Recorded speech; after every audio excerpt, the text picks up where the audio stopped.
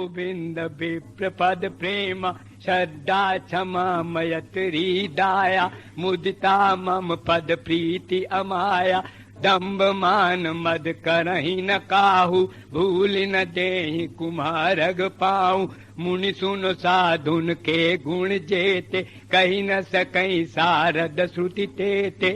कहने का भाव ये कि अब ये संतों के गुण हैं, अगर एक भी हमारे अंदर राई भर भी गुण आ गया तो समझ लो हमने संतों का संग कर लिया।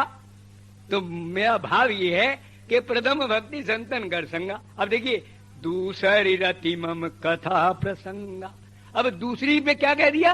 रति। इसमें नुक्ता है रति। कथा प्रसंग तो हो ही रहा है, आप सुन भी रहे हैं सुना भी रहे हैं, लेकिन रति नहीं है, इसलिए काम नहीं चल रहा। अब तीसरी क्या है कि गुरु पद पंकज सेवा, और तीसरी भगति अमान। यह है नुक्ता अमान। गुरु पद पंकज सेवा, गुरुओं के चरणों की सेवा खूब करते हैं, सब करते हैं, वह कुछ नहीं मिल रहा। क्यों नहीं मिल रहा? क्योंकि अमान नहीं है, अभिमान है कि मैंने गुरु को ये दे दिया, गुरु का आश्रम बनवा दिया।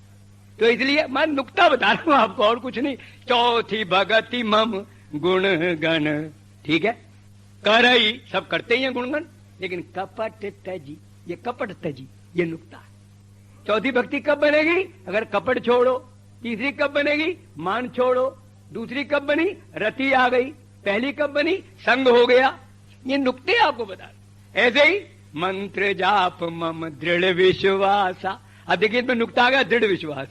मंत्र जाप तो हो ही रहा है, माला फेर रहे हैं लोग, 100-100 हजार माला फेर रहे हैं, 50-50 हजार जब रोज का करते हैं, कोई रिजल्ट नहीं आ रहा। मंत्र जाप मम दृढ़ विश्वासा पंचम भजन सुवेद प्रकाश छठ दम शील बिरति बहु कर्म। छठे में क्या है? बिरति, वैराग्य। बहुत कर्म तो हो ही रहे हैं लेकिन वैराग्य नहीं है। इसी प्रकार सातम सब मोहि मैं जग देखा मोते अधिक संत कर लेखा अष्टम यथा लाभ संतोषा। आठवें में संतोष है, सातवें में समदृष्टि है। ये सब नुक्ते हैं। सब मोहि मैं जग देखा, इतनी समदृष्टि हो जाए कि प्राणी मात्र के अंदर अपने प्रभु का दर्शन हो, तभी वो भक्ति बनेगी। अष्टम में क्या है? यथा लाभ संतोष, क्योंकि लाभ के साथ लोभ होता है। जीवी प्रति लाभ लोभ अधिकाई काटत बढ़े शीश समुदाय। गोस्वामी जी लिखते हैं जैसे जैसे भगवान तीर मारते हैं, रावण के सिर कटते हैं, जितने जितने सिर कटते हैं उतने उतने सिर और बढ़ते जाते हैं। तो वहां गोस्वामी जी ने सूत्र दिया कि काटत बढ़े शीश समुदाय जिमी प्रति लाभ लोभ अधिकाई। लेकिन भक्ति कब बनेगी? जब लाभ के साथ संतोष जुड़ जाए। अष्टम यथा लाभ संतोषा और सपने नहीं देख पर दोषा नवम सरल सब सन छलहीन मम भरोसे हर्ष नदीन। कहने का भाव मेरा क्या है कि आपको मैं ये बतला रहा हूं, ये 9 भक्तियां आपने हजारों बार पढ़ी सुनी और कही, लेकिन हर भक्ति के अंदर एक एक नुक्ता पिरो के रख दिया है उन्होंने। एक सब कुछ कर लेना, अगर ये नुक्ता उसके अंदर तुम्हारे जीवन में नहीं था तो कुछ तुम्हारे पल्ले पड़ने वाला नहीं है। तो हम अपने विषय पर आ रहे हैं। हम पहले भवन की चर्चा कर रहे थे, जिनके श्रवण समुद्र समाना कथा तुम्हारी सुबह सरिनाना भरही निरंतर। तो इसमें नुक्ता यही है। अब इसका भी नुक्ता समझ लें कि भरही निरंतर। और एक बात आप समझ लें, जब तक प्रभु के साथ जोड़ में आपका निरंतर संबंध नहीं बनेगा, खूब अच्छी तरह से समझ लें, काम चलने वाला नहीं है। मतलब संबंध निरंतर बन जाना चाहिए। संबंध निरंतर को इतना दिया गया है, बल दिया है। अब गोस्वामी तुलसीदास जी महाराज ने जब पूरे रामचरित्र मानस का समापन किया है तो अंत में लिखते हैं कि कामी नारी प्यारी जिमी और लोभी प्रिय जिमी दाम प्रतिमि रघुनाथ निरंतर। मैं केवल उस नुक्ते को दिखा रहा हूं, निरंतर को, मैं और कोई मेरा मतलब नहीं। तिमि रघुनाथ निरंतर प्रिय लागहु मोहिराम। कहने का भाव क्या है? गोस्वामी तुलसीदास सरीखा पात्र, जरा आप सोचिए, हम तो हैं किस खेत की घास। जो संत तुलसीदास स्वयं वो कहते हैं कि प्रभु मैं इस योग्य भी नहीं हूं कि मैं आपको प्रेम कर सकूं। प्रिय लागहु, जरा आप ध्यान दें, मुझे प्यारे लगने लगो। मतलब मेरे में इतनी पात्रता भी नहीं है कि मैं आपको प्यार कर सकूं, और उसमें भी निरंतर। अब है ना इसकी आवश्यकता, क्योंकि जहां ब्रेक होगी ना, इसी को अविरल भक्ति कहा जाता है। अविरल, अविरल माने जिसमें विरल ना हो, कंटिन्यूटी, इसकी ब्रेक ना हो। अगर कंटिन्यूटी ब्रेक हो जाएगी तो वो भक्ति नहीं रहेगी। कि अविरल भगति विशुद्ध तव और श्रुति पुराण जो गाव, और जेहि खोजत जोगी समुनि और प्रभु प्रसाद को पाव। सियावर राम जय जय राम, सियावर राम जय जय। मतलब ये कागभूषुंड जी ने भी अगर भगवान से भक्ति की याचना की, कागभूषुंड जी ने भगवान से भक्ति की याचना की और क्या कहा, भगवान से ये कहा कि अविरल भगति। तो मैं आपको बड़े चुने चुने जो इतने ऊंचे पात्र हैं, मैं उनकी बात बता रहा हूं कि कागभूषुंड भी अगर मांग करते तो खाली भक्ति भी तो कह सकते थे कि भक्ति दे दो ना, अविरल भक्ति। अच्छा, संत तुलसी अगर मांगते हैं तो प्रेम मांग लेते ना, निरंतर, निरंतर प्रिय लागो। अब कबीर से पूछो, कबीर कहते हैं शब्द निरंतर सो मन लागा। वाह, शब्द निरंतर सो मन लागा, अरे मलिन वासना भागी।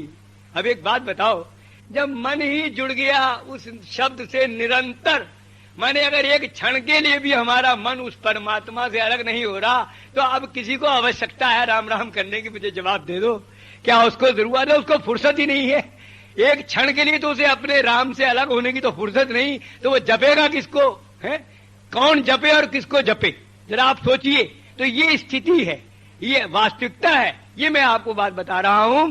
तो यहां प्रथम भवन अगर ऋषि ने वर्णन किया है, तो प्रथम भवन के अंदर भी विशेषता केवल यही है कि भरहि निरंतर, यही नुक्ता है भाई। इस नुक्ते को नोट कर लो, तभी तुम्हारे भी भगवान का प्राकट्य हो सकता है भैया। जब तक ये नुक्ता समझ में नहीं आएगा काम चलने वाला नहीं है। कि भरहि निरंतर, अंतर नहीं पड़ना चाहिए। अपने राम के साथ हर समय अनुभव करो, राम को हर समय अपने अंग संग खेलता खाता सोता डोलता देखो, तब है मजेदारी। यानी ये जो कुछ भी आप कर रहे हो, इस साधना को करते करते करते हमें यहाँ तक आना है कि निरंतर हम प्रभु से संपर्कित हो जाएं। हमारा संपर्क कभी भी प्रभु से छिन्न भिन्न होने ना पाए। और जिन्होंने इसको जीवन में अनुभव किया है कि राम की कथा क्या है, और जिनको रस आया है, उनके शब्द यही हैं। वो क्या कहते हैं कि श्रवण पुटन मन पान करी, नहीं अघात मति धीर, सियावर राम जय जय राम, सियावर राम जय जय।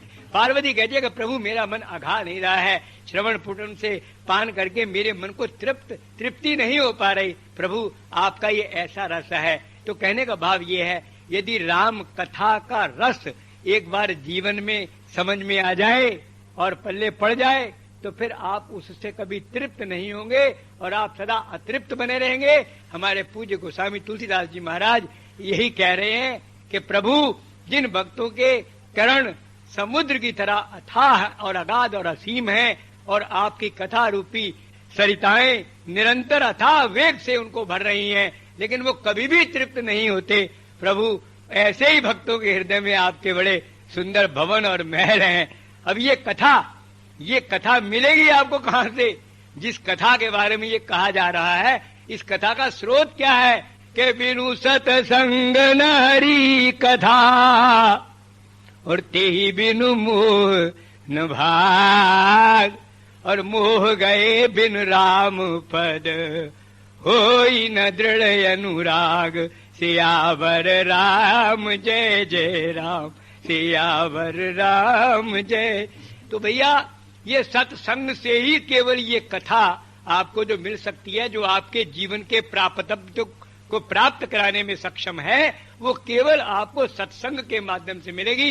गोस्वामी जी लिखते हैं कि सत्संगति दुर्लभ संसारा, सत्संगति दुर्लभ संसारा, निमिष दंड भरी एक बारा। कहते हैं कि निमिष मात्र के लिए भी सत्संग मिल जाए तो ये भैया बड़ा दुर्लभ है संसार के अंदर।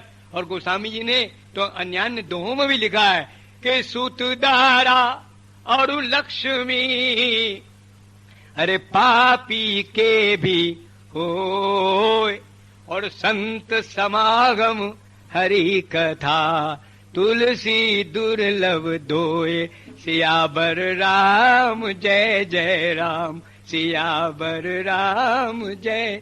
तो भैया अगर इस कथा का रसास्वादन करना चाहते हो, इस कथा का आनंद जीवन में लेना चाहते हो, तो इसके उद्गम स्रोत को पकड़ लो। इसका स्रोत कौन है मालूम है? कौन है इसका स्रोत?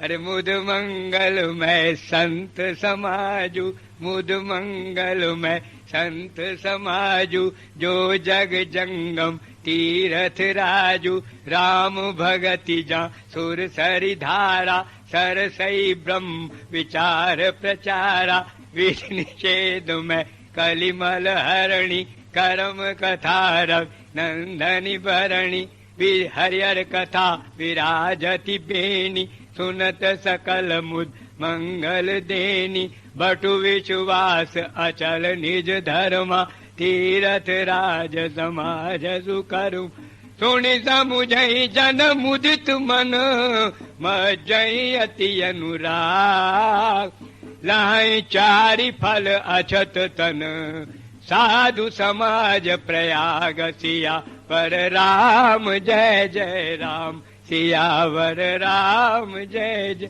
कहने का भाव ये है कि जिस कथा के लिए आपको ऋषि प्रेरित कर रहे हैं कि भैया जिन भक्तों के कान कभी भी राम कथा से तृप्त नहीं होते और हर समय सुनने के लालायित रहते हैं, वही भक्त जो है भगवान के प्रथम भवन के पात्र हैं। तो आपको करना क्या है? ये संतों से ये कथा आपको मिल सकती है। गोस्वामी जी कहते हैं संत जो है वो चलता फिरता तीर्थराज हैं, जबकि उस प्रयागराज में क्या है, उस प्रयागराज पे जाओगे पहले खर्चा और भाड़ा चाहिए, फिर वहां उतनी यात्रा करने के लिए उतना समय भी चाहिए। अगर मान लिया 24 घंटे लगेंगे इलाहाबाद पहुंचने में, तो वो 24 घंटे भी चाहिए और रुपए भी चाहिए, फिर बिस्तरा सामान भी चाहिए, और फिर भी वो तीर्थराज तुमको मरने के बाद मुक्ति देगा या नहीं देगा, क्या गारंटी? आप बता दो। कोई गारंटी है? कोई गारंटी नहीं। लेकिन यहाँ गारंटी दे रहे हैं, यहाँ गारंटी देते हैं कि लहाई चारि फल अछत तन। अछत तन माने शरीर के रहते रहते चारों फल मिलेंगे। साधु समाज प्रयाग, कहते हैं जो साधु समाज रूपी प्रयाग है, जो चलता फिरता प्रयागराज है, बोले उस प्रयागराज पे तुम्हें जाना पड़ता है। और ये प्रयागराज गली गली शहर शहर गांव गांव घूमता फिरता, और इसके पास सारा मसाला मिलता है। जो राम कथा सुनने वाले हैं मानो वो गंगा की धारा का आनंद लेते हैं। और भैया जो कर्म कथा, जो कर्म कांड प्रधान साधक है, क्योंकि 3 ही योग हैं, कर्म योग, भक्ति योग और ज्ञान योग। और कर्म योग वाले जो हैं बोले वो विधि निषेध में कलिमल हरणी, और कर्म कथा रविनंदनी भरणी। जो रविनंदनी यमुना जी है वो सूर्य तनया, वो क्या है, वो काली नदी है। और कर्म की गति भी आप जानते हो, कर्म कांड तो कलुषित होता है, काला इसलिए माना जाता है। और इस कली काल में तो बिल्कुल काला हो गया, क्योंकि मन भी काला और धन भी काला और तन भी काला, सब काला ही काला है उसके अंदर। फिर सारा गड़बड़ घुटाला। क्यों? कोई विद्वान, कोई आज सही विधि विधान से अगर आपसे कोई कर्म कांड करे भी तो उसमें सारी उलझने उलझने हैं। पहली बात ये, इतना कोई प्रकांड विद्वान कोई लाखों करोड़ों में एक जो आपका विधि विधान से कर्म कांड करा दे। नंबर 2, आप बाजार में जाएं और आपको शुद्ध और सही सही वस्तुएं मिल जाएं, ये बड़ा मुश्किल। तीसरी बात, आपका परचेजिंग मनी जो है वो शुद्ध और पवित्र हो, ये उससे भी ज्यादा दुर्गम है। तो सारी बातें ही कठिन है भाई। कहने का मेरा भाव ये, इसलिए उसको उपमा दिया तुलसीदास जी काली नदी से। कहते हैं विधि निषेध में कलिमल हरणी, तो कर्म कथा रविनंदनी भरणी। लेकिन जहाँ राम की भक्ति हो, श्वेत उज्जवल धारा है, वो गंगा की धारा है। क्या कहते हैं? राम भक्ति जहाँ सुर सरी धारा। और फिर सरसई ब्रह्म विचार प्रचारा। कहते हैं जो ब्रह्म ज्ञान है ना, अहम ब्रह्मस्मि शिवो हम तत्वमसि, ये सब जो है ये ब्रह्म ज्ञान की जो चर्चा है, गोस्वामी जी लिखते हैं सरसई माने सरस्वती। जो संगम पर गए हैं, जिन्होंने स्नान किया, वो जानते हैं कि सरस्वती दिखाई तो पड़ती नहीं, क्योंकि 2 ही धारा मिलती हुई दिखाई देती है, एक सफेद एक काली। सफेद गंगा जी और काली यमुना जी। तो सरस्वती को उसका रक्त वर्ण माना जाता है, लाल रंग की मानी जाती हैं, लेकिन दिखाई कहीं नहीं पड़ती, वो गुप्त रूप से हैं। इसीलिए कहते हैं संत, ये संत रूपी प्रयागराज के पास भी या कर्म कांड और या राम भक्ति की चर्चा ज्यादा मिलती है, और ब्रह्म ज्ञान की कथा तो उनके बीच में छिपी रहती है।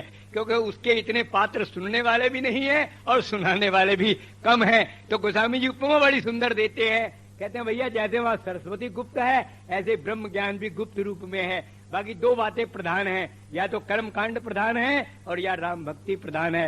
ये गंगा और यमुना के समान स्नान आपको कौन कराते हैं? संत लोग।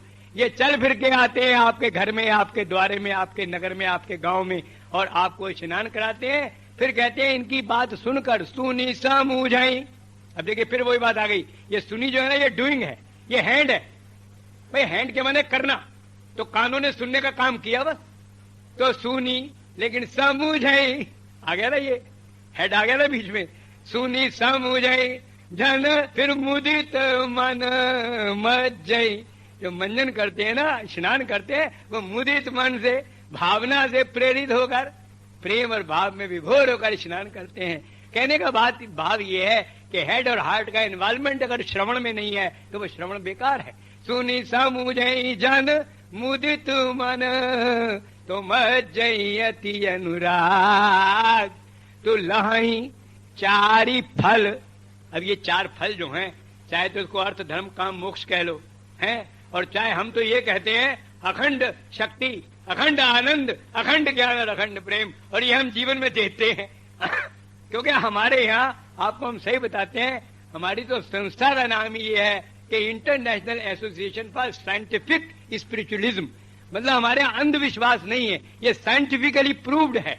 हमारा जो स्पिरिचुअलिज्म है उसको साइंटिफिकली प्रूव करते हैं। तो इस चीज को हम देखते हैं, वो मुक्ति पता नहीं मरने के बाद मिलेगी या नहीं मिलेगी, कौन देखेगा है। इसके लिए तो देखिए एक विश्वास ही किया जा सकता है, और इसको we can see with our own eyes. हम अपने जीवन काल में ये चारों फल अनुभव कर सकते हैं कि हमारा शरीर रोग मुक्त है कि नहीं।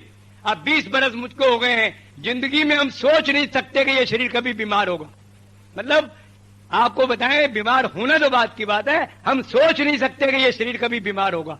अब बताइए, क्या ये जितने वायरस हैं या जितने ये एटमॉस्फेयर की तब्दीलियां हैं, क्या इस शरीर पर प्रभाव नहीं करती? सब करती हैं, लेकिन अनुभव कर लिया है, उस परमात्मा को अनुभव किया, तो जिस स्तर पर आप अनुभव कर लोगे वो स्तर आपका बदल जाएगा। शरीर के स्तर पर आप देखिए आप शक्तिशाली हो जाएंगे, रोग मुक्त हो जाएंगे। मन के स्तर पर आप देखिए आपका कितना अखंड आनंद की धारा बहती रहेगी।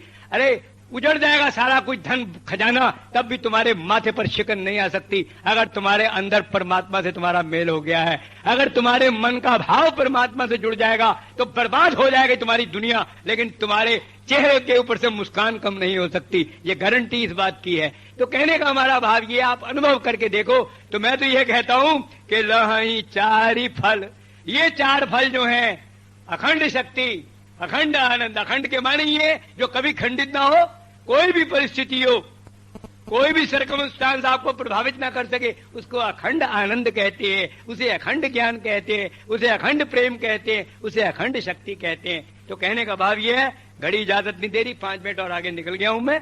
फिर भी मेरा मतलब यह है कि मैंने प्रथम भवन के अंदर आपको प्रयास किया था ले जाने का, तो अभी हम मार्ग में ही हैं। अभी तो हम ये बता रहे हैं कि वहां पर कथा सुनाने वाले आपको कौन मिलेंगे? संत लोग मिलेंगे, और संतों से ही कथा मिलेगी। हाँ, यदि संतों को आपने पकड़ लिया और कथा आपके जीवन में आ गई, और फिर आपने निरंतर वाला फार्मूला अपने ऊपर लागू कर लिया, तो फिर आप प्रथम भवन के अधिकारी हो गए। बोलो राजा रामचंद्र भगवान की।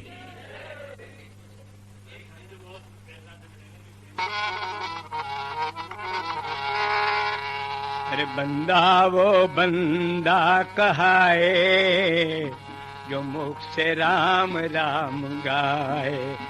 बंदा वो बंदा कहाए जो मुख से राम राम।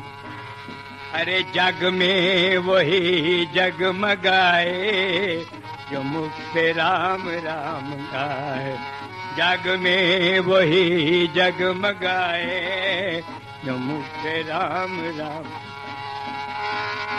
जिसको शबरी सी सच्ची लगन हो, जिसको शबरी सी सच्ची लगन हो, और विदुर का जिसके सीने में मन हो। हाँ, विदुर का जिसके सीने में मन हो, और उसके छिलके भी खाए, हाँ उसके छिलके भी खाए, जो मुख से राम राम गाए। ओ बंदा वो बंदा कहाए, जो मुख से राम राम गाए। जग में वही जगमगाए, जो मुख से राम राम गाए। जग में वही जगमगाए, जो मुख से राम राम। और बंदा बन जाए घर उसका बंदा, और बंदा बन जाए घर उसका बंदा, तो सच्चिदानंद बन करके नंदा। वो सच्चिदानंद बन करके नंदा, हाँ सच्चिदानंद बन करके नंदा। उसकी ड्यूटी बजाए, और उसकी ड्यूटी बजाए, जो मुख से राम राम गाए। जग में वही जगमगाए, जो मुख से राम राम। अरे बंदा वो बंदा कहाए, जो मुख से राम राम। छोड़कर जग के झूठे सहारे, छोड़कर जग के झूठे सहारे, उसको गज की तरह घर पुकारे। ओ उसको गज की तरह घर पुकारे, हाँ उसको गज की तरह घर पुकारे। और नंगे पाँव वो धाए, और नंगे पाँव वो धाए, जो मुख से राम राम गाए। अरे बंदा वो बंदा कहाए, जो मुख से राम राम गाए। आ जग में वही जगमगाए, जो मुख से राम राम गाए। ओ जग में वही जगमगाए, जो मुख से राम राम। और तूने अब तक भी इतना न जाना, तूने अब तक भी इतना न जाना। और जिंदगी मौत का है बहाना, और जिंदगी मौत का है बहाना। हाँ जिंदगी मौत का है बहाना। ओ सांस आए ना आए, ओ सांस आए ना आए, जो मुख से राम राम गाए। अरे बंदा वो बंदा कहाए, जो मुख से राम राम गाए। आ जग में वही जगमगाए, जो मुख से राम राम गाए। अरे जग में वही जगमगाए, जो मुख से राम राम। और नत्था सिंह नुकता ये काम का है, नत्था सिंह नुकता ये काम का है। और राम उसका है जो राम का है, और राम उसका है जो राम का है। हाँ राम उसका है जो राम का है। और नाच बेशक नचाए, और नाच बेशक नचाए, जो मुख से राम राम गाए। अरे बंदा वो बंदा कहाए, जो मुख से राम राम गाए। हाँ जग में वही जगमगाए, जो मुख से राम राम गाए। राम राम गाए, राम राम गाए, राम राम। बोलिए सियावर रामचंद्र भगवान की। आपकी कृपा से सब काम हो रहा है, करते हो तुम कन्हैया, मेरा नाम हो रहा है। करते हो तुम कन्हैया, मेरा नाम हो रहा है। मेरी जिंदगी में तू है, किस बात की कमी है।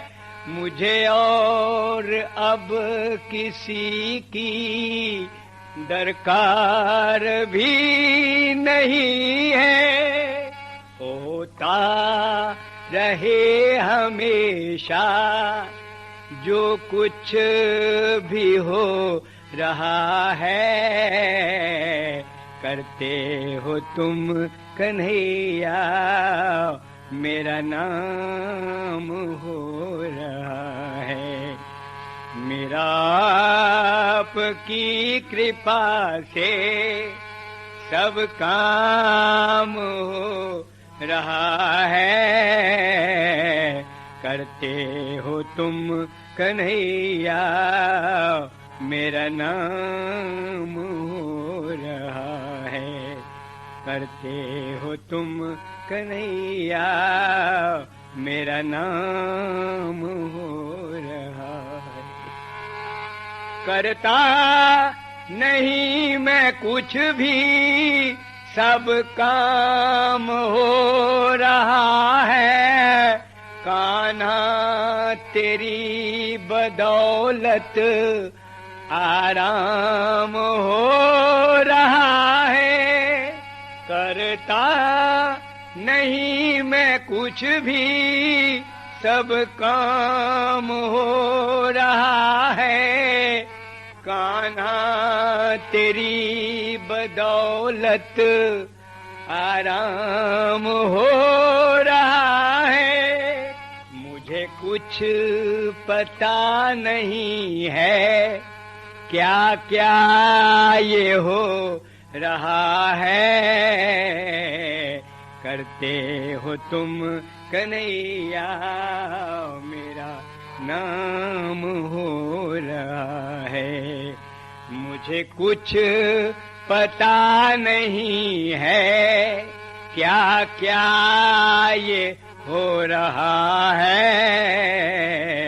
करते हो तुम कन्हैया मेरा नाम हो रहा है। मेरा आपकी कृपा से सब काम हो रहा है, करते हो तुम कन्हैया मेरा नाम हो रहा है।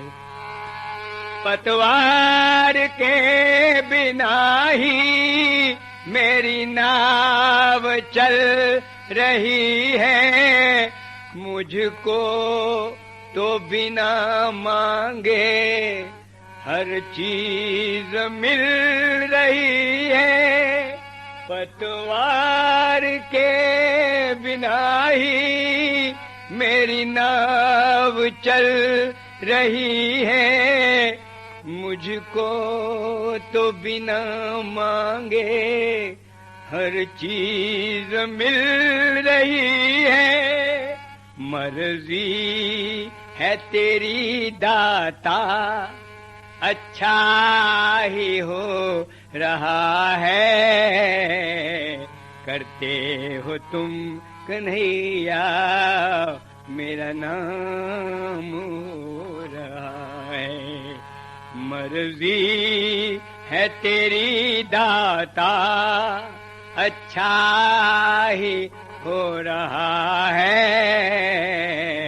करते हो तुम कन्हैया मेरा नाम हो रहा है, करते हो तुम कन्हैया मेरा नाम हो रहा है। बोलिए सियावर रामचंद्र भगवान की।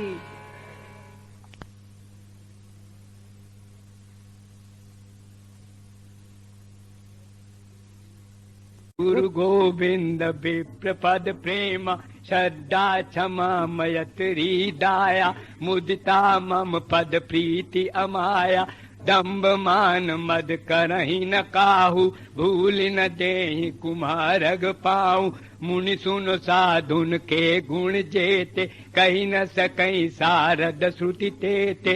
कहने का भाव ये कि अब ये संतों के गुण हैं, अगर एक भी हमारे अंदर राई भर भी गुण आ गया तो समझ लो हमने संतों का संग कर लिया। तो मेरा भाव ये है कि प्रथम भक्ति संतन कर संगा। अब देखिए, दूसरी रति मम कथा प्रसंगा। अब दूसरी पे क्या कह दिया? रति। इसमें नुक्ता है रति। कथा प्रसंग तो हो ही रहा है, आप सुन भी रहे हैं, सुना भी रहे हैं, लेकिन रति नहीं है, इसलिए काम नहीं चल रहा। अब तीसरी क्या है कि गुरु पद पंकज सेवा, और तीसरी भगति अमान। यह है नुक्ता अमान। गुरुपद पंकज सेवा, गुरुओं के चरणों की सेवा खूब करते हैं, सब करते हैं, वह कुछ नहीं मिल रहा। क्यों नहीं मिल रहा? क्योंकि अमान नहीं है, अभिमान है कि मैंने गुरु को ये दे दिया, गुरु का आश्रम बनवा दिया। तो इसलिए मैं नुक्ता बता रहा हूं आपको, और कुछ नहीं। चौथी भगत